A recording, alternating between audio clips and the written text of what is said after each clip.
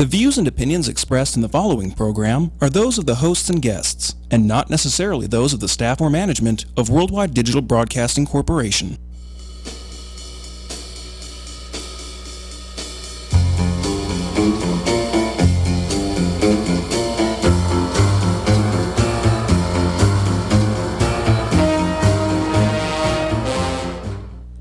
Welcome back, ladies and gentlemen. This is another episode of Veterans in Politics. This afternoon with Jim Jonas and Troy Warren. Steve is not going to be with us this afternoon. He had the Henderson special election endorsement interviews for Justice of the Peace out there. So I'm sure he's probably home by now resting after a long morning. So we won't be seeing Steve today. Well, we have a great show for you. We have two amazing guests this afternoon. Our first guest will be Amy Chelini. She is running for Justice of the Peace, Las Vegas Court, Department number 14. And just so the listeners know, she has also been endorsed by us as well. And then our next guest will be Stephen Silberkraus, and he is presently a Nevada Assemblyman for District number 29, running for re-election. And so that's who our two guests are. Very excited. Troy, how was your week? My week was actually good. Was it? Did make a few changes. Things were good. This is my next to last show. Yeah, we're gonna miss you. Steve asked me. He goes, "Did Troy say anything before the show that he was going to do that?" And I said, "No, he said he was going to do some changes." So and Steve was like, "Okay." Yeah, it's been a pretty rough year on my family, and a lot of things been going on with the death of my sister and everything. And it's just time to do something different. That's all. I need to walk away from politics for a while. Yeah. Oh yeah. It's always a good idea to take a step back, and after all, I mean, family is way more important than politics. That's for sure. Absolutely. But I'm sure we'll be seeing you again from time to time. Like I said, I'll come in as a guest co-host from time to time if you need somebody. So. Yeah. The only thing I wanted to talk about, I'm just going to touch on it briefly because I am not the expert on this that City Councilman Bob Beers is. Bob Beers, he's the man. He made sure he straightened me out on a few numbers, but just so that I'm sure the listeners already know, I was not. I was an opponent to the new stadium deal. I just don't think it's a good idea. I just really strongly do not believe that taxpayer-funded money or public money in general should go towards funding stadiums. I agree with you 100%. You know, I mean, I'm all for the stadium. Bring the NFL. Yep. Let them pay for it. Yeah, and then the thing that you brought up to my attention before the show that I wasn't even considering because I was so upset about the deal in general was just what. There's a lot of questions that weren't answered as far as like infrastructure, parking. Anybody who's actually been down in that area knows that I don't even like going to the Thomas and Mack for UNLV games because it's so hectic down there. Now you're going to put a stadium right next to it. Well, if they picked a spot, because the other part they were looking at was the golf course up there by the Las Vegas Harley-Davidson up there. Yeah. Weren't they? Yeah, they were, but it is going to actually be in the lot that is adjacent to the Thomas and Mack now. Yeah, so who's going to pay for that infrastructure to take care of that traffic mess? There's so many questions. Who's going to pay for the refurb? Because before the 30 years is up, that stadium's going to have some refurbishing going on. Who's going to pay for that? Who's going to pay for the maintaining of the roads and stuff around that? I mean, everybody says, "Oh, well, the tourists are going to pay the $750 million." Yeah, that's just to build it. Right. Who's going to pay for the rest of the stuff? And then, the thing that's interesting about that, too, is being in this town as long as I have, it's always interesting whenever you get a project or an idea like this or you need money for something, automatically, because they're too afraid to go to the actual residents and ask them to pony up, which is probably smart because you wouldn't get elected if you did. Absolutely. So then what you do is you go, "Oh, no, hold on a second. It's not going to be the residents that pay. It's going to be the tourists. So we're just going to raise the room tax and now creating this new tourist tax." So here's the thing. 88 cents on the 88 cents on every $100. Yeah. So what's interesting about that is, I mean, as much as I'm in support of obviously diversifying the economy, but really hasn't happened yet. So why are you going to go after your main revenue source for jobs here in town for your local residents? Well, they just want to kill the golden goose, that's all. Yeah. And, well, then I put that out on Facebook, and Bob Beers kind of gave me a couple things I'll just briefly touch on. So, actually, the actual tourist tax, right?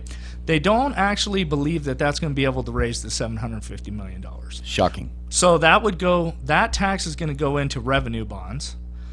So if they were to use revenue bonds and they don't raise the $750 million, then the lender would have to pick it up, the cost. So what they're going to do is they're going to use general obligation bonds first, okay, which is actually our general operating fund. So it is actually our money that's going to be paid. And then they're going to be careful not to do that, though. So they're going to use the revenue. They're going to use the revenue part first, but if it doesn't reach the $750 million, then the general obligation bonds are going to have to kick in. So basically, they got us again. And now it's going to cost us, what, $100,000 for a special election so they can try to push this thing through. Special session up in Carson City so they can push this thing through. So those of you that say that we're not going to pay for it, us Nevadans, Las Vegans, whoever, you better do your research, because I'm telling you, it's coming down the pipe. Yeah. And one of the main reasons why I wanted to bring it up, and I didn't want to take time away from our guests, so I'll wrap it up here in a second, but, it's Veterans in Politics. We're all about educating yourself and doing your research. And that's one of the it frustrates me that we don't do that, because automatically people just go, oh, wait, the tourists are going to pay for it, so it's not going to impact us. Yes, it is. And do your research before you don't hold the people that made this decision accountable, because I think you better make them accountable, and do your research. Absolutely. And ask them some tough questions. So, you got anything else, Troy? No, just on a quick note, I thought Donald Trump's rope-a-dope on the media yesterday was absolutely spectacular. Well played, Mr. Trump. Yeah, he's learning. He's starting to. I like his honesty, but at least now he's starting to get to where you don't always have to say what's on your mind.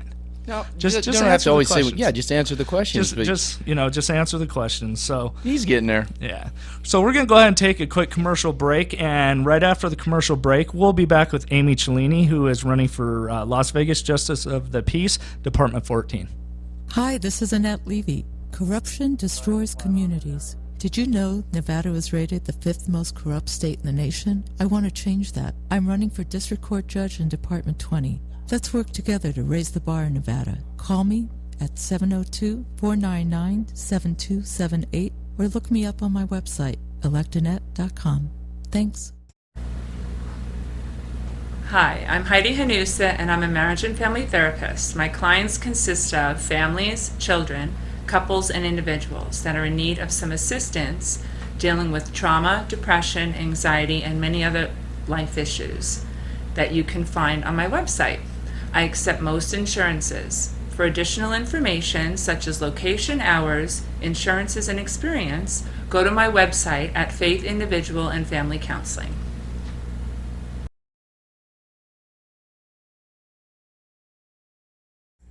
Okay, welcome back, ladies and gentlemen. You're back with Veterans in Politics. This is Jim Jonas, Troy Warren, and we have right now as our guest Amy Chelini. And Amy reminded me, sorry, I had a little bit of a brain malfunction. Well, we are in an election cycle. Yeah. It's kind of weird to see somebody win in the primary. First, I just want to stop right there and say congratulations to you, Amy. Thank you.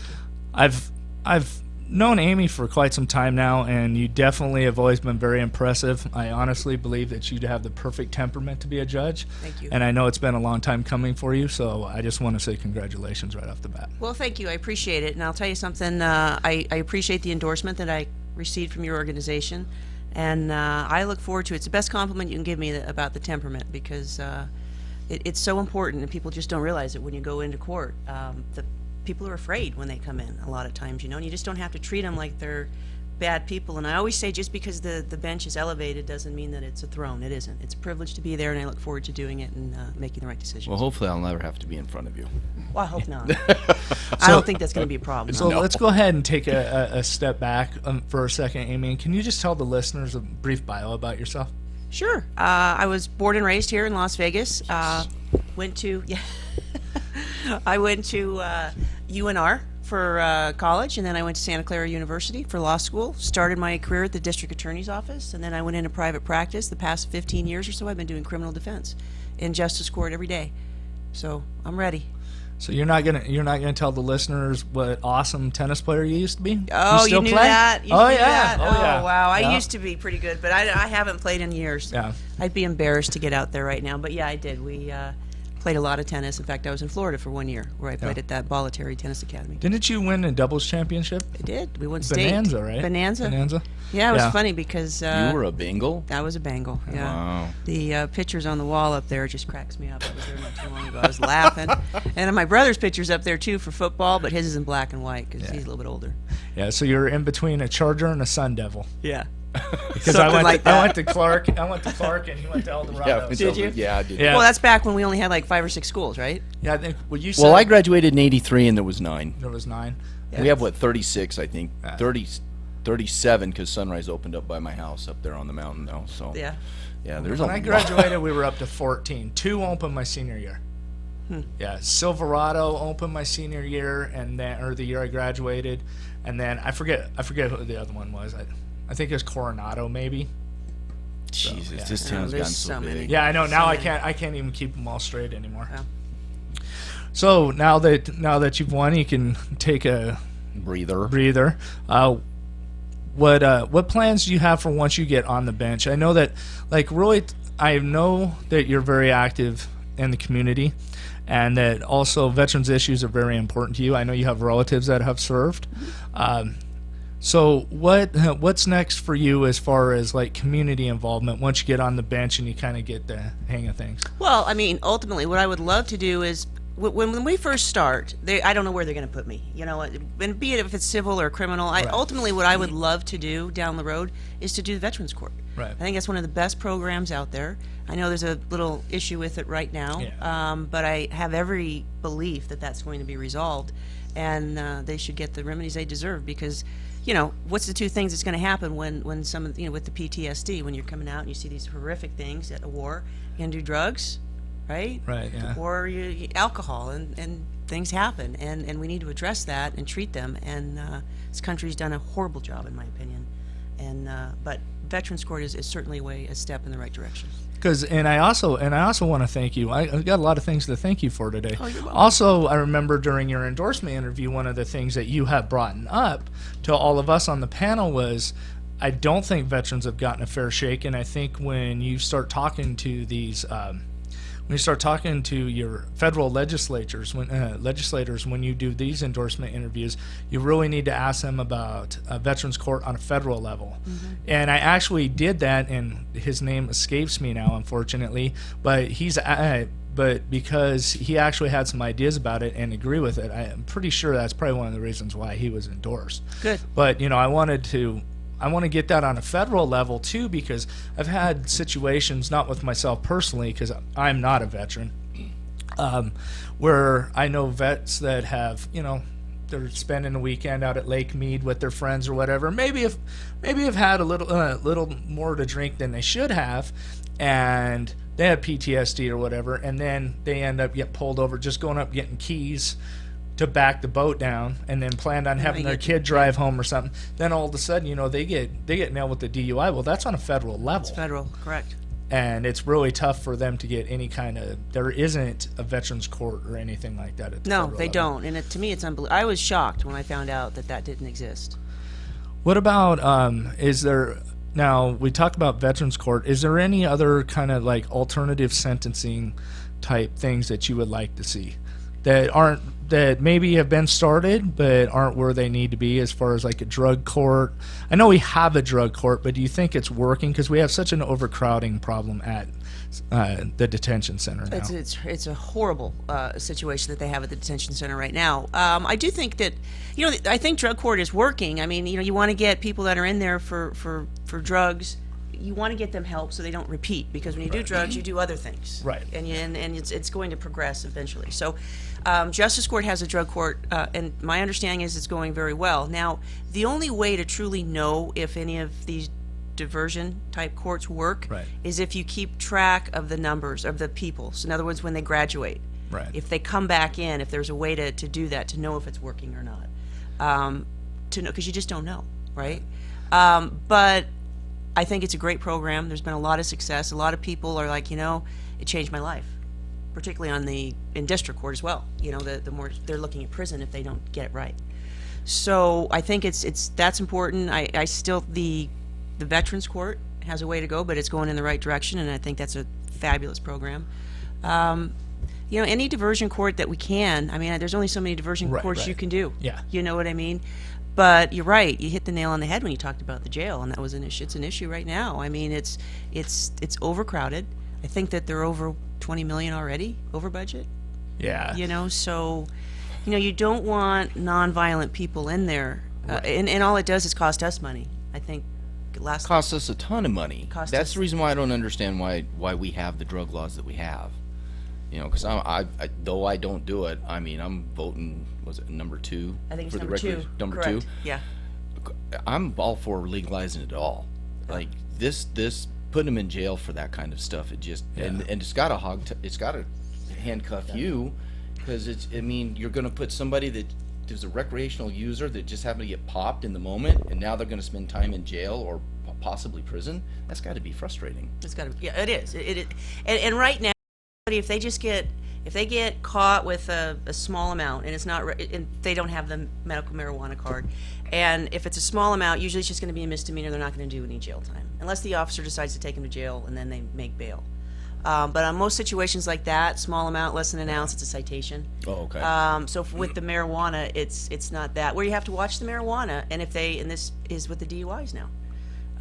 If they do legalize it, this is going to be an issue, because nobody really has been able to decipher when a person is impaired, because as you know, with marijuana, the THC is in your system, you know, the marijuana metabolite as well for a while. So at what point do you say this person is impaired? Right. You know? Yeah, because that's one of the things that I had talked about a couple different people that are running for office, and I got a feeling our next guest will get the same question. Yeah. Is it? My thing is, if we're gonna legalize it, which I'm in agreement with Troy on that one. But what I would like to see, if we legalize it, because everybody basic argument for legalizing it, besides the overcrowding in the jails, for most people that I get is the tax revenue or the tax base that's going to be created from it, right? Well, my thing is couldn't we take a percentage of that revenue, if there's a way to track it without costing a fortune? I don't know if there is. That would be a Bob Beers question. Yeah, exactly. That what we could do is take a percentage of the revenue from it and put that into research so that we could try to develop some kind of a monitoring system for the THC levels. So it could be similar to alcohol. Because right now, you know, if you're at 0.08 and you're operating a vehicle, you're not, you know, you're breaking the law. You're Correct. done. Well, actually, if you have a CDL, it's 0.04. Yeah.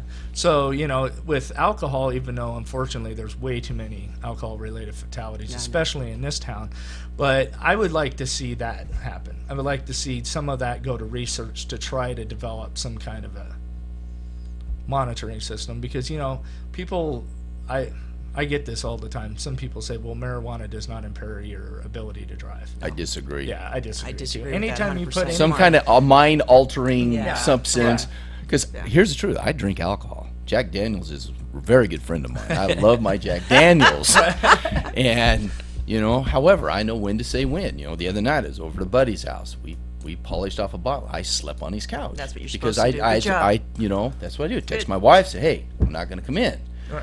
You know, sometimes I see people. Now, there are functioning people that smoke marijuana. Yeah. But, of course, the side part of that, and I don't know where this would go, especially legal-wise going into court. So what I do for a living, I work on buses for a living. Okay. Well, we have recreational, or let alone, let's just say medical marijuana. And one of our techs has a medical marijuana card. So, I'm not working around you when you're smoking that stuff. I'm working on a big bus. Yeah. So what is that going to do? There's so much, as much as I would like to see it all legalized, I mean, that's going to open up a whole bunch of lawsuits that you guys are going to have to deal with. Because now we're going to have people suing work or their places of employment because I have a medical card and they won't let me work because, you know, they have a no drug policy. So do you have any thoughts around that? How that might work? Well, fortunately, in Justice Court, we're not going to have to deal with that. That's the big boys in District Court that have to do that. All right, I didn't know. No, you're absolutely right. It's going to open up anytime you change the law. You know, law is always changing, and you're going to have a lot more lawsuits and things of that nature. Law has to catch up. or the new statutes have to catch up of these different situations that are going to be created. You're right. Employers are going to say you can't, even if you have a medical marijuana card, you're not working here. You know, if you're dealing with heavy machinery, you can kind of see why. In terms of people saying that you can't be impaired on marijuana, I absolutely disagree with that. I've seen plenty of people stoned, and I sure as heck wouldn't want them driving. No. Yeah. You know, I have a question for you. I mean, I went to college. Right. Yeah. Me too. So I have a question for you. So as a judge, and now you're a new judge, right? Yes. Okay, so being a Start in January. Okay, so being a criminal defense attorney, are there any laws that you would like to see, like, talked about, stuff repealed? Because you've had to deal with this a lot. So do you plan on having any say or talking to the legislature in this next legislative session about certain laws and why you might want to change them to clean up some of this? Is there something that, because I mean, we've got so many laws on the books. I mean, I don't even know how I'm just a layman. There's no way I can keep up. The criminal statute isn't that big. There's not too many criminal cases. Criminal statutes. I don't think there's anything that really, really sticks out. Sometimes there's frustrating things that stick out. I'll tell you, for me as a defense attorney, and I've seen it, and I know people on the other side see it as well, prosecutors, is that with the domestic violence statute, the way it's written right now, obviously the point of the domestic violence statute is we do not want people beating up other people, and the focus of it we think of is women, right? We don't want them, and they shouldn't be, and that's a great statute. But where people get wrapped into that are brothers, sisters, the way the statute is written, and so it's frustrating if a brother, hits his other brother. Technically, that's domestic violence, and if they get convicted of that, they can no longer have a gun ever. So there's a lot of, that, to me, I don't think the statute meant to reach that direction. I think that's a discussion the legislature may want to bring up at some point. It's a hot topic because, anytime you say domestic violence, understand, I think that people that abuse people need to be punished. I'm not saying they don't, but I don't know that a sibling, two brothers getting into a fight is what we're reaching for. That's what they do. That's, and I think my siblings growing up, they hit me a lot, so, but... I was the youngest one, so I got it a little bit. But Troy brought up something that I never even thought to ask. So, at the Justice of the Peace level, do you guys have a legislative liaison? We do. I believe we do. That I'm not familiar with at this point, but yes, they do. And in fact, they were up not too long ago, the civil side, on the squatters issue. They had addressed the legislature on the problems that we're having with the statute and evictions and things of that nature. So the judges have gone up, and they will they go up there. They don't believe they have a lobbyist, if that's what you mean. But I think that would be, the judges will go up there and will address the legislature on certain issues that will pop up. Yeah, because that's always the touchy place to go on that, because I know it's interesting to me that even when we're interviewing Justice of the Peace, and you always get the one guy on the panel that swears that he's interviewing a Supreme Court justice. Oh yeah, I know.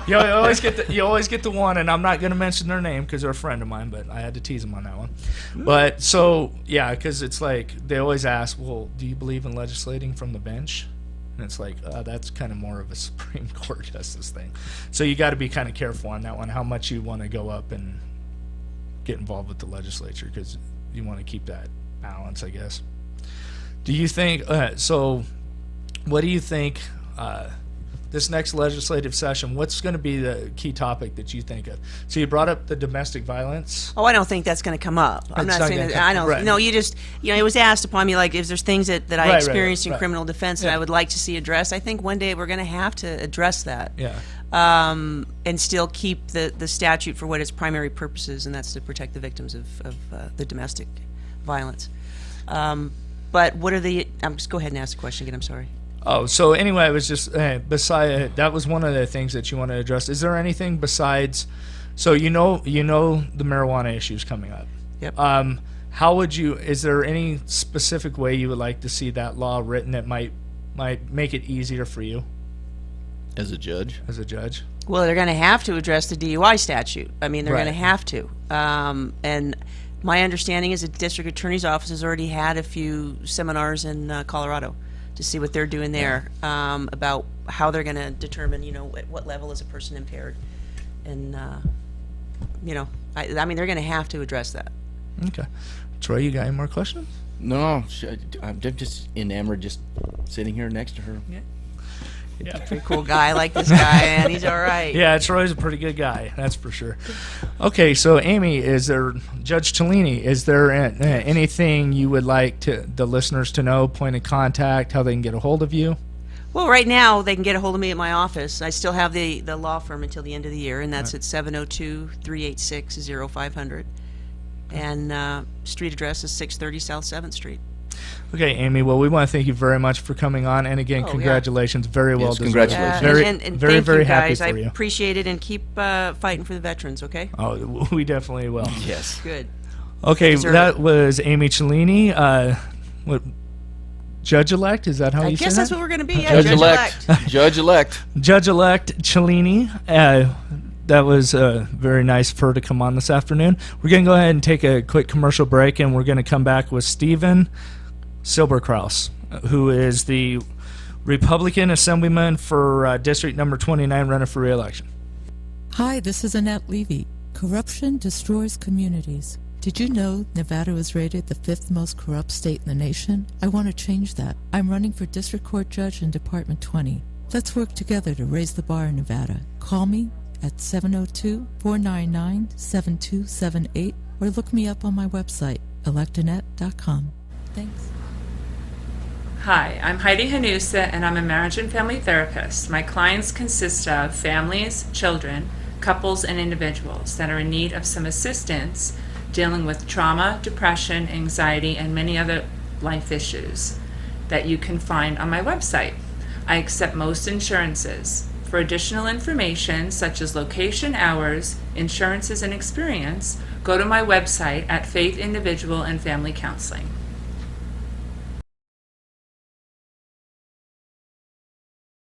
Welcome back, ladies and gentlemen. This is Jim Jonas with Troy Warren. Troy Warren. Did not forget Troy your name. Ethan Warren. Troy Ethan Warren. Yeah, I don't know. I'm not big on the middle names like Steve. Steve has to say everybody's middle name. Do you know how many Troy Warrens there are out there? You know, that's what I used to differentiate myself. You know what's interesting is I didn't, because I'm an individual. I really did not even understand that there's actually 3 Jim Jonases that live in Las Vegas. Now I'm the only one that's really that important, but there are 2 others. So. Now I know you're going to be shocked, but I'm the only Steven Silberkraus in Las Vegas. Well, that's good for or you. Or Henderson, for that matter. Well, that's good for you. All right, so in studio with us right now we have Stephen Silberkraus. He is running for re-election in District 29. Stephen, why don't you give the listeners a brief bio about yourself? Sure. I'm the Assemblyman for District 29, the heart of Henderson. It's all but, I think, 2 precincts are in Henderson. The rest are in unincorporated Clark County. I bought my first home in Nevada in 2001 while I was still in college back at UC Santa Barbara. I'm a transplant from California, Los Angeles originally. A Republican from California? A Republican from California. We do exist. Okay. Well, I guess we don't anymore because I left. But yeah, it goes to show you the opportunity that Vegas and Henderson present, I guess Nevada as a whole, present to people. As a 21-year-old kid in California, flipping pizzas and burgers in the back of a bowling alley, I was able to qualify for a mortgage to buy a house up here. My cousin is actually a detective with Metro, and he kept talking about how wonderful it was up here and the cost of living was great, and finally he talked me into coming up. I looked around and went, you're right, and I put an offer in, never thinking that I'd get it, and got a brand new home in actually it was District 29 at the time. It's now in District 22, but bought that in 2001 and bounced back and forth, weekends up here, weeks in Santa Barbara, Christmas and summer, and just really fell in love with the area. And shortly after college, made the move up here and started building a life. I work in multimedia production, which is a fancy way of saying making flyers and magazines and newsletters and buttons and websites and videos like what we're doing today, which I guess will be up on Tuesday, hopefully. Yep. All sorts of things. The biggest one, kind of the highest profile, I spent 2 years on and off working with NASA documenting the end of the space shuttle program. and had a book published on the history of the Space Shuttle Endeavour with all of my photographs. And if you go down to the California Science Center, where they've got the shuttle on display, they have a video that runs, and I was one of the shooters that helped document that. So that's a little bit about the non-political side. And I threw my hat into the ring actually 4 years ago, lost in the primary by 16 votes. Oh. It was a heartbreaker, but I'll tell you, it's the best lesson you'll ever get, because it teaches you to work harder, shows you, I learned more in that campaign than I did earning my degree in political science. Getting to talk to people, getting to understand issues, getting to understand how our system works. It was fantastic. Turned around, ran 2 years ago, and won by nearly 10%. And hopefully looking to do the same again this year. Good for you. Well, we're going to jump right into this thing. So there's rumor that there's going to be a special session over this stadium. That's the rumor I'm hearing. What's your thoughts? Are you for, you against, why not? I'll say it's one of those things. Obviously, the committee that's been working on it's been working on it for basically the better part of the last year. We're just now starting to see what the actual details of that proposal are, so it's hard to say.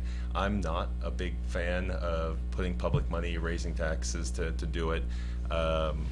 But if you can show me where it creates good jobs, where it brings in additional revenue that actually benefits our state, I'm open to that. But you have to sell me on it, and I haven't been sold on it. Okay.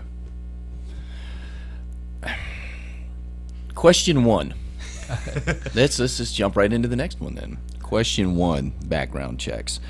Are you a proponent of the Second Amendment? I absolutely am. I'm a proud gun owner. Got, pistols, rifles. My dad's got a great collection that I grew up with, shooting. I'm an Eagle Scout, Boy Scout my whole life. We go out to the range, shoot. It's a great, it teaches you responsibility. It teaches you life skills. Absolutely. It's something, and honestly, the responsibility, I think, is one of the best parts about that. The responsible gun ownership is something that carries into other aspects of your life. So where do you stand on question one?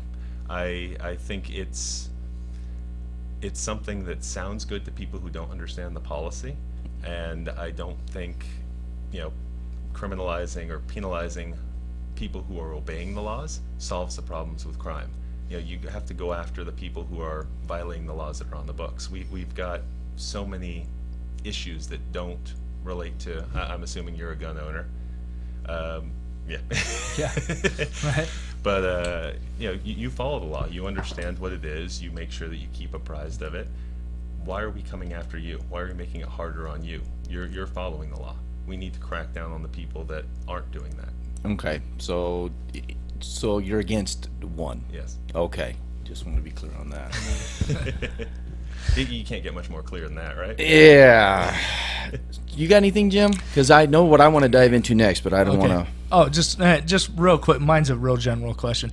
So, as coming here from Los Angeles, why did you decide you wanted to get? What was it that kind of sparked you to get involved in politics? It's one thing to move somewhere, but what really got you to want to make that commitment to get involved in politics? Well, I've always been involved. When I was in high school, I was part of the National Young Leaders Association. Went back to Washington, D.C., got the opportunity to debate on the floor of Congress, worked on campaigns. I've always been active, was in college Republican clubs, went out into the real world, started making money or trying to make money, and definitely dialed it back a bit because I didn't have the free time. But then started getting involved again, working with people, looking at policy, and honestly, one of the biggest things right now is I've got a 3-year-old son, and knowing that you're having a child coming into the world really changes your perspective on a lot of things. It makes you realize that if you don't change it now, that who's going to? And so that's been one of my big motivators through this last 2 years and going forward. Okay, cool. Let's talk about education now. Okay. So we did a lot of things with education. Jammed the margins tax down our throat. The legislature did. I really don't understand. What was the thought process up there when, what was it, 78% of the voters said no to the margins tax, and then it got turned into a commerce tax. Now, I know what it's doing for my business, the business that I work at. It has created nothing but a boondoggle of administrative paperwork, attempting to figure out what level we're supposed to be in and how much it's supposed to pay. And here's the other thing. I'm a 1099 employee at my place. Even though I don't even come close to the threshold, I have to submit paperwork for that. Why? Well, I'll tell you, at least on that one, I had to file my paperwork for it as well, and it took me just a few seconds. It was a quick 2-sheeter online. But it still shouldn't have to happen, though, because we voted it down. Well, we can get into the history of it, but my rationale behind it, because I did support it, was that, one, we had a shortfall in the state budget. During the recession, we really cut government down. We cut to the bone in a lot of places.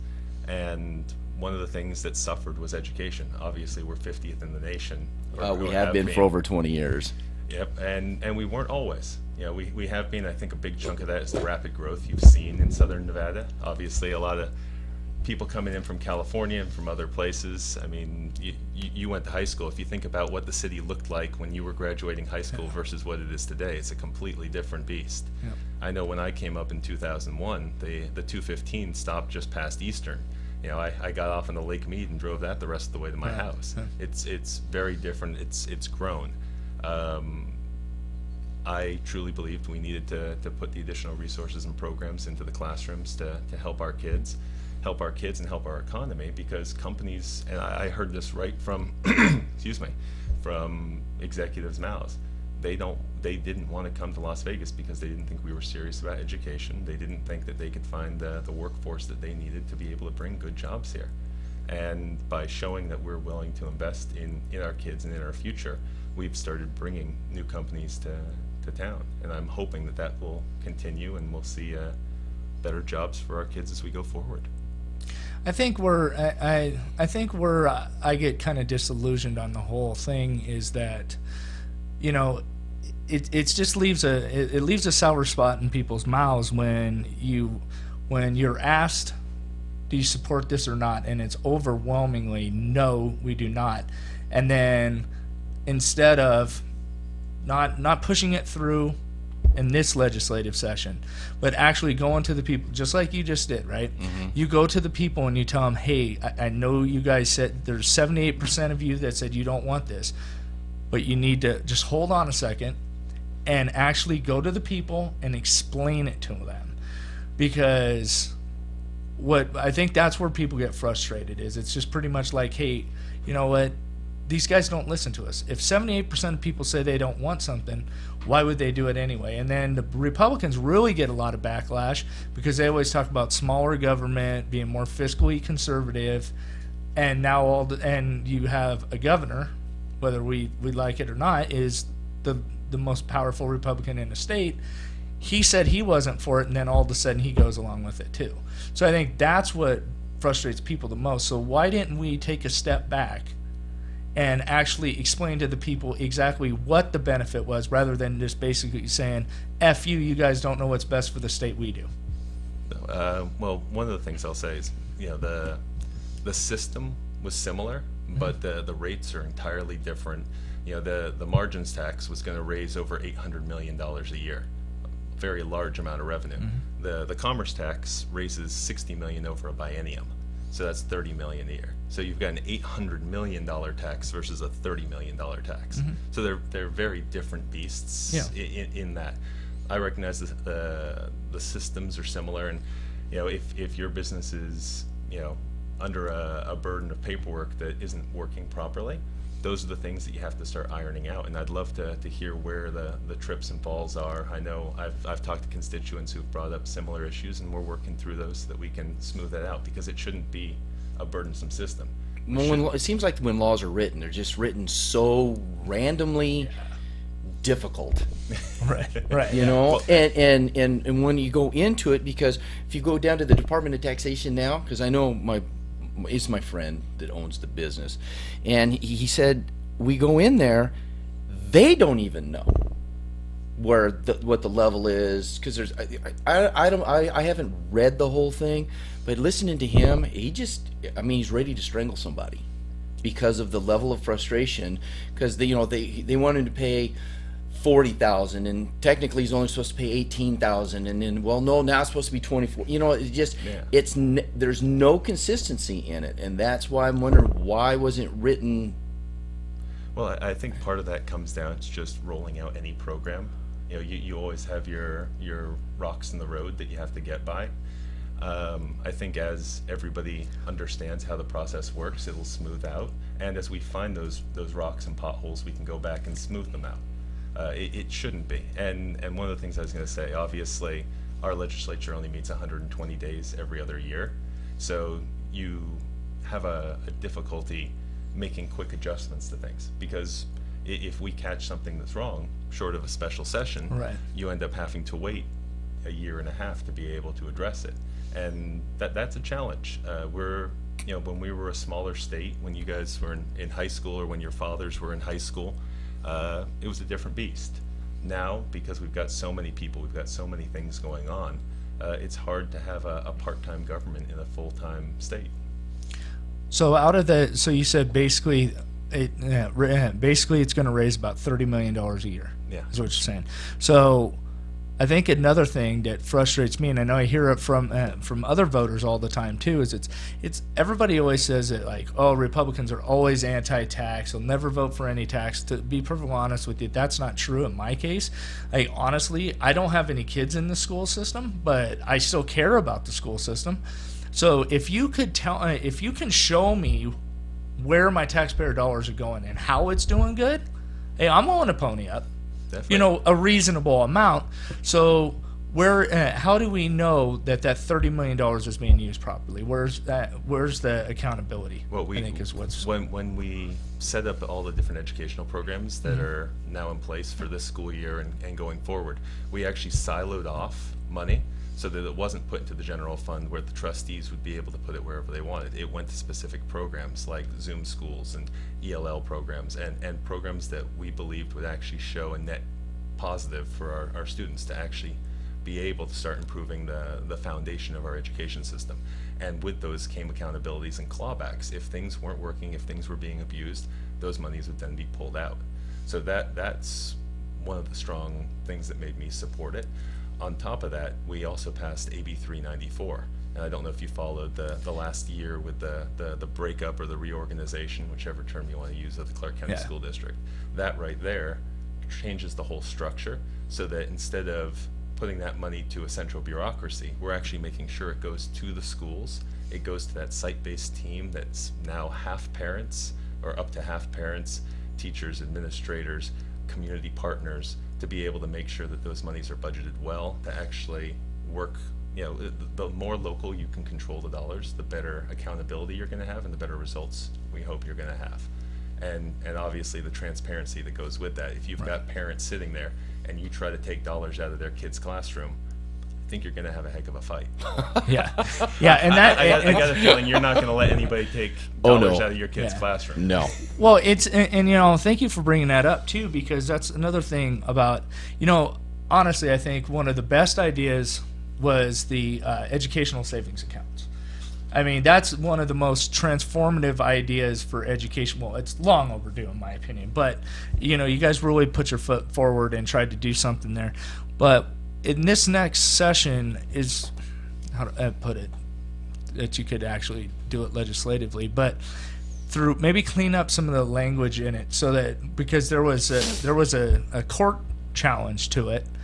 How could you clean up some of the language so that court challenge goes away? Well, there have been a couple, and, Right. and they vary on different things. The most attention is on the one that deals with the Blaine Amendment, which is putting public dollars into Private schools schools. and private religious schools, particularly. The Blaine Amendment was something that was set up to keep state money out of Catholic schools, actually, Right. historically. The way that the system is structured, I don't believe it violates the Blaine Amendment. That money goes to the parent. The parent then and then the decides parent can where decide, those right. dollars go, and that control is with the parent, not with the state. That's what we'll find out with the Supreme Court ruling sometime soon, I imagine. As far as going back, it'll depend on the makeup of the 2017 legislature and the will of the body. I think with it, like we were saying before, with every program, there are places where things need to be tweaked and made better. But that was one of the suite of education reforms that I think can help parents actually get the education they want for their kids. Now, one of the other things too that at least once a year, Steve has my good buddy Senator Sigerblum on here so we can argue. He respectively, but yeah, we don't see eye to eye on ideology at all. Anyway, he said that he was proud of a lot of the stuff that happened in this last session, but that there was still going to be a shortfall, and he was going to push for another more sweeping tax increase. And I forget exactly why. There's some revenue shortage again that he was talking about. I think it has to do maybe with the PERS system. Okay, yeah, there's it's not fully funded. Right. We did do some things to address that during the last session. We've changed the auditing process and to make sure that it's not something that a gap that we're going to close tomorrow, but to have the system heading in the right direction to close that gap and to get fully funded. The system was doing quite well up until the recession, and just like every other investor across the country, it hurt the system. It didn't go the wrong way, but it did reduce the interest that they imagined that they'd receive to be able to make sure it grew at a rate that it could pay out to its members. But it is going in the right direction now, I believe, and it will take time to get where it needs to be sustainable, but we're looking at that because hardworking people that paid into it deserve to be given what they were promised. So we're definitely looking at that. I know I've heard some other rumors about property taxes and things like that, and just like everything else, there's lots of rumors out in the sphere. We'll see what actually comes across the desk. Okay. That PERS is a sore subject with me because it just still amazes me that whether it's local, state, or federal government workers, amount of money, because some of those jobs pay really, really well, the benefits that come with them as far as sick leave, vacation time, different things of that nature, and then you've got the retirement. You've got people retirement almost at the same pay that they're making, and that doesn't happen in the private sector. And I don't understand why that doesn't get changed. Well, and that's actually one of the things we addressed last session was spiking. You had people that in their last couple of years would go in and do a massive amount of overtime and raise up their rates so that when they retired, their retirement would be averaged out over their last several years. We've addressed that so that you won't have that going forward. Okay. All right. Well, I hope it works. I really do. And I think everybody looked at that and went, that's not the intent of the program. That wasn't what you're trying to do. You're trying to have a system set up that if somebody is a hard worker and pays their fair share into it, that they get their fair share out of it. Oh no, those that received the program as when they signed up should get what they deserve. Absolutely. I just think there needs to be make changes so it doesn't continue on and we have this problem over and over and over. I've beat you up enough. I'm gonna give you kudos though. What the legislature did on the gun issues and the blue cards here specifically, and not registering and the whole CCW thing. You guys did a great job. Was that difficult to go through? Was there a lot of conversation up there, or was that pretty much was there some kind of consensus? We just need to fix this, and did it happen fairly fast? Well, it was one of those things we talked with law enforcement, and they pretty much said the blue card program is as good as it sounds as a soundbite, wasn't actually executing and delivering the results that were promised when it was instituted. And it went back to what we were talking about before, which was good, honest people who were obeying the law having to take another step to continue obeying the law. Well, thank you for making that happen. Definitely. Okay, well, Assemblyman, we want to thank you very much for coming in.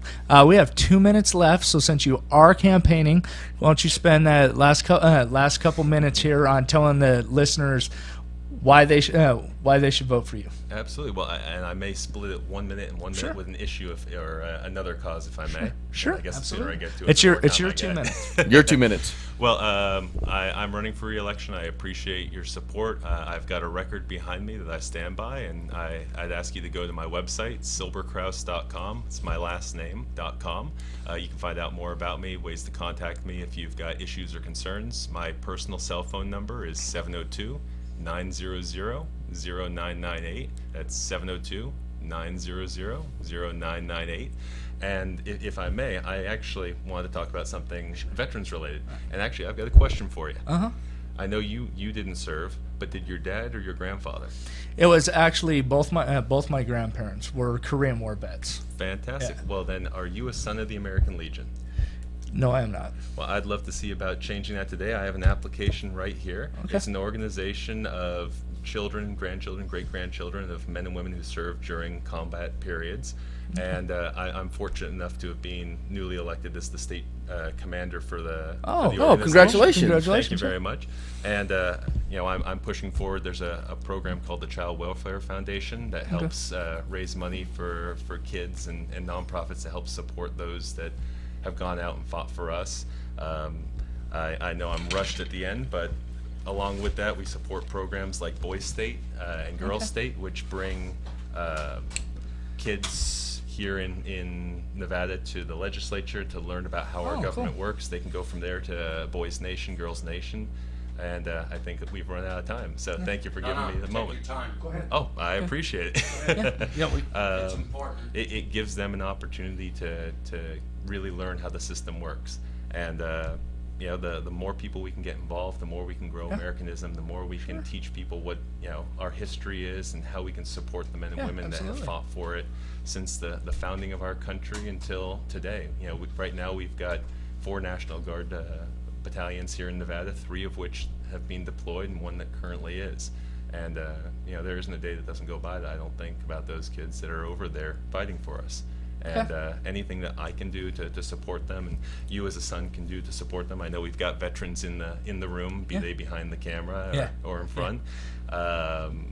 Anything that we can do to support them and support the ones that come after them, it's a big passion for me. So thank you for giving me a moment to stump about that. Oh, no, absolutely. Thank you for coming on. Also, and last thing I promise, if there are any sons, veterans, or wives, spouses, mothers of veterans, and you're interested in getting involved with the American Legion, the Women's Auxiliary, or the Sons of the American Legion, please feel free to reach out to me. Again, my email address is my first name, Stephen, with a PH, at silberkraus.com.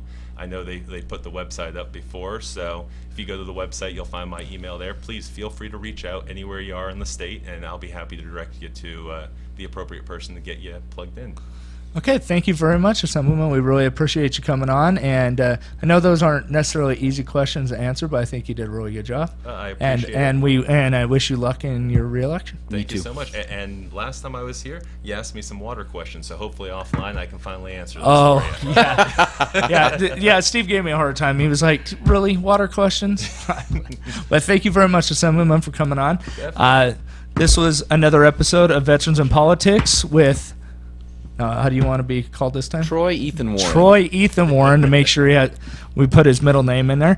And Jim Jonas with Veterans of Politics. And we also want to thank our 2 guests. We had Judge-elect Amy Chelini for Justice of the Peace, Department 14, and Assemblyman Stephen Silberkraus for Assembly District 29. Until next week.